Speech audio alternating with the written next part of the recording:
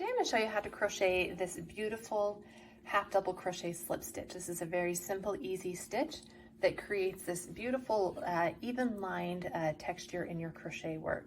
This stitch is also reversible, so what you see on your front side, you will also see on the back side of your work. To crochet this stitch, you can use any number of stitches. Today I began with 10 just to demonstrate. You're going to begin to work the half double crochet slip stitch with a chain 1. Now in each stitch across, you're going to work a half double crochet slip stitch, and to do that you're going to yarn over just like you would for a half double crochet. You're going to insert your hook into that stitch, you're going to pull up a loop. Now just like a slip stitch, you're going to take that same loop and pull it through the other 2 loops on your hook, and that is it. So yarn over, insert your hook, pull up a loop, take that same loop and pull it through the 2 remaining loops on your hook. Yarn over, insert your hook, pull up a loop, take that same loop and pull it through 2 loops on your hook.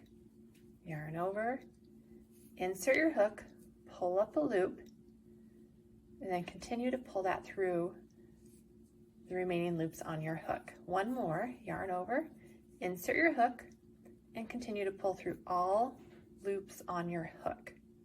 I'll come back and I'll show you how to work the next row. Okay, row 1 has been completed.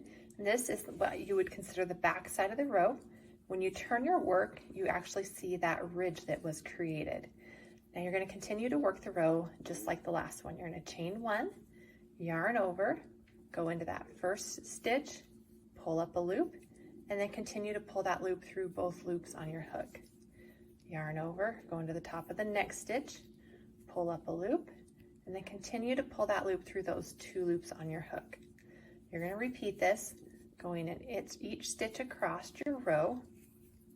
Yarn over, insert your hook, pull up a loop, pull through 2 loops on your hook, yarn over, insert into the next stitch, whoops, and pull up a loop, and then pull through 2 loops on your hook.